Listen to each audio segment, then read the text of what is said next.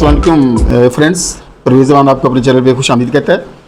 2 माह के तवील वक्फे के बाद आज अब आपकी खिदमत में दोबारा हाज़िर हुआ हूँ। 2 माह मैं कहाँ रहा हूँ, क्यों मैं गैर हाज़िर हूँ, क्यों मैंने व्लॉगिंग नहीं की है, क्यों अपनी आवाज़ नहीं उठाई है, इसके पीछे बहुत सारी रीज़न्स हैं, जिनमें से एक जो बड़ी वजह है वो आपको पता है कि हालात कैसे चल रहे हैं, मुल्की हालात, सोशल मीडिया पर बैन, सोशल मीडिया की आवाज़ को दबाया जा रहा है, गला दबाया जा रहा है, धमकियाँ दी जा रही हैं, उठाया जा रहा है लोगों को, और ख़ासकर जो भी बोलता है उसको पीटीआई का वर्कर समझ लिया जाता है, पीटीआई के साथ एसोसिएट कर जाता है और उसको उठा लिया जाता है।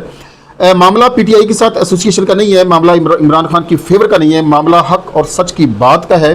और जो भी बाज़मीर है, जो भी इंसाफ की बात करने वाला है, जो भी इंसाफ के बारे में सोचने वाला है, हमारे ज़ाती तौर पर किसी के साथ कोई टर्म्स नहीं है, ना इमरान खान के साथ है, ना नून लीग के साथ है, ना नवाज शरीफ के साथ है, ना पीपल्स पार्टी के साथ है। हम इंसाफ की बात करने वाले हैं, सच की बात करने वाले हैं, और जो भी सच बोलता है उसको पीटीआई का वर्कर समझकर, पीटीआई का स्पोक्स पर्सन समझकर, पीटीआई की सोशल मीडिया टीम का मेंबर समझकर उठा लिया जाता है, और फिर उसको किन किन सबूतों से, किन किन मुश्किलात से गुजरना पड़ता है, ये आप अच्छी तरह से जानते हैं। बहुत सारे लोगों को तो मिसाल बना दिया गया है, और मुझे भी इसी ज़मन में थ्रेट्स वसूल हुई और अननोन नंबर से कॉल्स आई, तो मैंने बेहतर समझा कि मैं खामोश हो जाऊँ। मेरे पास इतनी हिम्मत, इतनी ताकत नहीं है कि मैं इन सारे जबर का, इन सारी सख्तियों का, इन सारी तकालीफ का मुकाबला तनहा कर सकूँ। तो अपने फैमिली हालात को देखते हुए, अपने ज़ाती हालात को देखते हुए मैं कुछ अरसा के लिए खामोश हो गया, और आज फिर आप अहबाब की खिदमत में हाज़िर हुआ हूँ। व्यूअर्स, ये डिस्ट्रिक्ट ननकाना साहब की वाहिद आवाज़ है जो हुकाम बाला तक सुनी जा रही है, और ईवान इक़्तिदार में ये गूंजती हुई नज़र आ रही है। मैं परवेज़ जमान आपकी आवाज़ हूँ, इस इलाके के डाउन ट्रोडन्स की आवाज़ हूँ, इस इलाके के पिसे हुए तबके की आवाज़ हूँ, और आप सब लोग मेरी आवाज़ हैं। जो मेरे व्यूवर्स हैं वो मेरी आवाज़ बने। आप कैसे आवाज़ बन सकते हैं, आप मेरी कैसे हेल्प कर सकते हैं, आप मुझे कैसे स्ट्रेंथन कर सकते हैं, आप कैसे मुझे मजबूत कर सकते हैं? Only by subscribing more and by sharing more and more. जितना ज़्यादा आप इसको शेयर करेंगे, जितना ज़्यादा आप इसको सब्सक्राइब करेंगे, उतनी ही ज़्यादा ये आवाज़ ताकतवर होगी और हुकाम बाला तक जाएगी। चलते हैं आज के व्लॉग की तरफ। सबसे पहला पॉइंट जो मैं आपके साथ शेयर करना चाहता हूँ, मैं अपने इलाके के किसान को रिप्रेजेंट करना चाहता हूँ, अपने इलाके के किसान की आवाज़ बनना चाहता हूँ, जो इस वक्त तक पिस चुका है, जो इस वक्त तक बहुत ही ज़्यादा ज़लीलो ख़ार हो चुका है, जिसका इस वक्त तक बहुत ज़्यादा नुकसान हो चुका है। गंदम की फसल का बहरान है, गंदम का बहरान है जो ख़त्म होने का नाम नहीं ले रहा है। अब कुछ सोशल मीडिया पर मैंने ये पोस्टें देखी हैं कि गरीब को गंदम दस्तयाब होगी या सस्ती होने की वजह से। इस पर मैं बात करूंगा आगे चल के, लेकिन सबसे पहले मैं कुछ अहम बातें आपके साथ व्यूअर्स गोशगुजार करना चाहता हूं कि आज ये गंदम जिसके बहरान का सामना है, इसकी वजूहात क्या हैं, इसकी रीज़न्स क्या हैं, और कितना इस वक्त तक किसान नुकसान उठा चुका है, ज़िम्मेदार कितना इसमें पिस चुका है। इस पर शायद किसी ने अभी तक इतने स्ट्रॉन्ग, इतनी पुरजोर आवाज़ किसी सोशल मीडिया फोरम पर, किसी इलेक्ट्रॉनिक मीडिया पर नहीं उठाई है, जितनी आज दलाइल के साथ मैं आपके साथ बात करने जा रहा हूँ। सबसे पहले हमें देखना यह है कि गंदम पर खर्च कितना आता है फ़ी एकड़। गंदम का जब हम खर्च निकालेंगे तो फिर उसकी हम आमदन को निकाल के उसमें बैलेंस करेंगे कि खर्च कितना है और उसकी आमदन कितनी है और कितनी प्रॉफिट हुई है और कितना एक किसान को नुकसान हो रहा है। तो मैंने जो सारी कैलकुलेशन की है, इसमें बीज डाला है, डीएपी खाद डाली है, फर्टिलाइजेशन के जितने भी फर्टिलाइजर्स हैं, जिसमें डीएपी है, जिसमें पोटाश है, जिसमें नाइट्रोफास है, जिसमें यूरिया है, उसको सारा मैंने इंक्लूड किया है। और फिर इसमें मैंने स्प्रे जो बूटीमार दवाई इस्तेमाल की जाती है उसको मैंने इंक्लूड किया है। इस पर मैंने डीजल का खर्च, जो ट्रैक्टर का खर्च होता है, वो इंक्लूड किया है। इसमें मैंने लेबर इंक्लूड की है, जो किसान लोग इसको सर अच्छी तरह से समझते हैं, लेबर आती है, काम करने वाले जो मजदूर होते हैं वो मैंने इंक्लूड किया है। पानी का खर्चा इसमें शामिल किया है, टॉनिक जो एंड पर स्प्रे किया जाता है उसको शामिल किया, और फिर इसकी हार्वेस्टिंग के जो एक्सपेंडिचर्स हैं वो मैंने शामिल किए हैं। तो ये टोटल जो फ़ी एकड़ खर्च है ना, 1 एकड़ का, व्यूअर्स ज़रा गौर से सुनिए, वो इस पर आता है 71,000, मोर देन 70। ये जो कैलकुलेशन मैंने की है इंतहाई एहतियात के साथ की है। इसमें कुछ चीज़ें छूट गई हैं, स्किप हो सकती हैं, कोई एडिशनल चार्जेस मैंने इसमें शामिल नहीं किए। ये खर्च बढ़ सकता है, कम नहीं हो सकता है। ये एग्जैक्ट जो फिगर मेरे पास कैलकुलेशन में आया है वो 71,000 रुपीज़ है। अगर हम देखें कि गंदम की औसत पैदावार जो हमारे इलाके में चल रही है, जो डिस्ट्रिक्ट ननकाना साहब में चल रही है, वो अगर 40 मन फ़ी एकड़ आती है तो उसको आज जो रेट गंदम का चल रहा है वो 2400 है। 40 मन को 2400 से मल्टीप्लाई करें तो ये 96,000 रुपीज़ टोटल बनते हैं। यानी जो एक्सपेंसेस हैं, जो इंतहाई एहतियात के साथ मैंने कैलकुलेशन की है, वो 71,000 रुपीज़ है, और जो टोटल एवरेज इनकम है वो 96,000 रुपीज़ है। अब व्यूअर्स, हम इसको जब आमदन और खर्च को बैलेंस करते हैं तो हमारे पास जो साफ़ी अमाउंट बचती है वो है 24,500 रुपये। एक किसान को, जो ज़मीन का मालिक है, मैं उसकी बात कर रहा हूँ, मैं ठेके पर लेने वाले किसान की बात या ठेकेदार की बात फ़िलहाल नहीं कर रहा हूँ, वो आगे चल के मैं आपको बताता हूँ। एक किसान को इस वक्त सारे अखराजात निकाल के 24,500 रुपया फ़ी एकड़ बचत हो रही है, और ये मैक्सिमम है।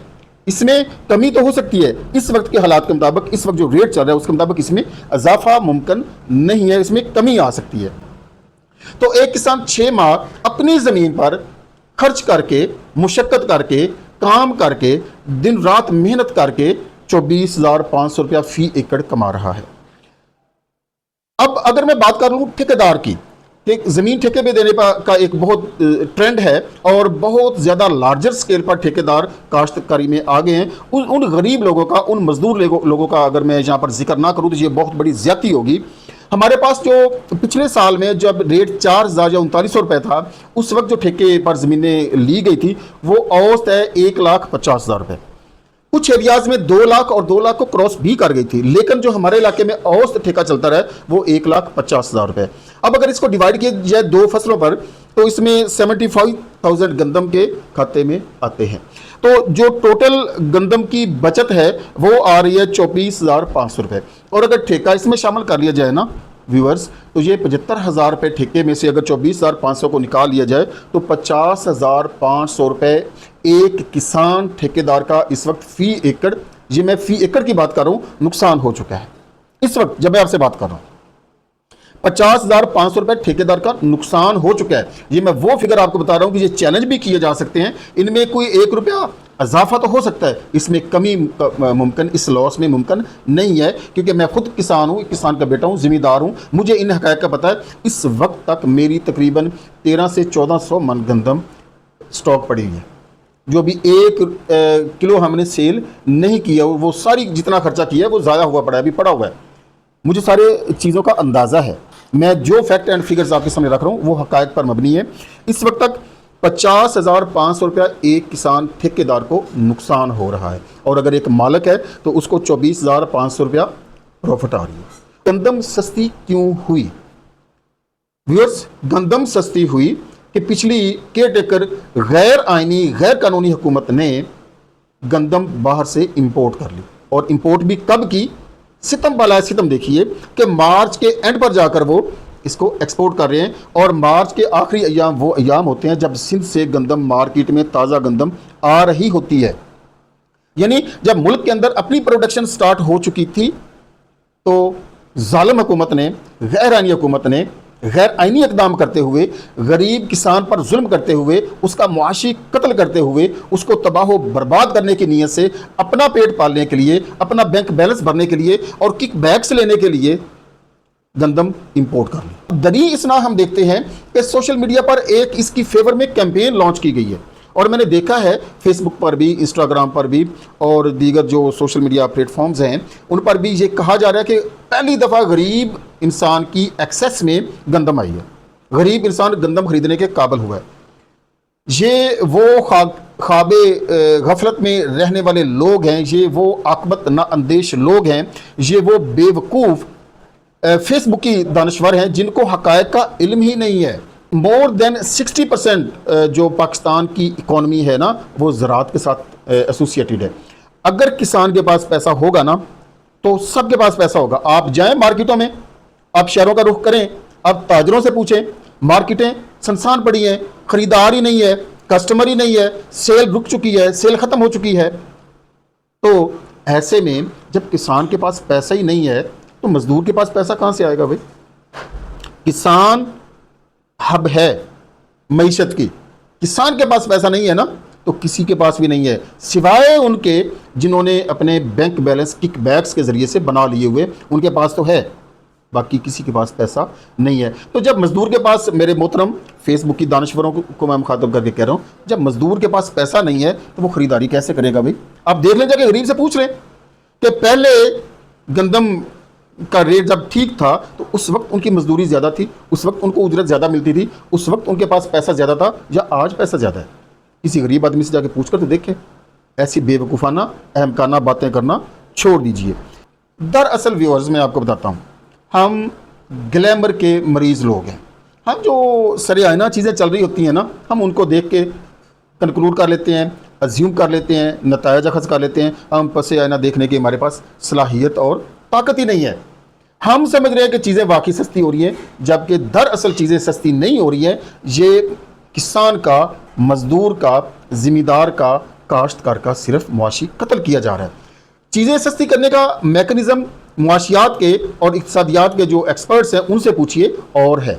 पूरी दुनिया की इकॉनमी इस वक्त जो बेस कर रही है ना, डिपेंड कर रही है, वो डॉलर पर डिपेंड कर रही है। जितना डॉलर हमारी इकॉनमी में, हमारे मुल्क में ज़्यादा होगा, उतना इन्फ्लेशन रेट कम होगा, और जितना इन्फ्लेशन रेट कम होगा उतनी हमारा बैलेंस होगा, तवाज़न होगा गिव एंड टेक में।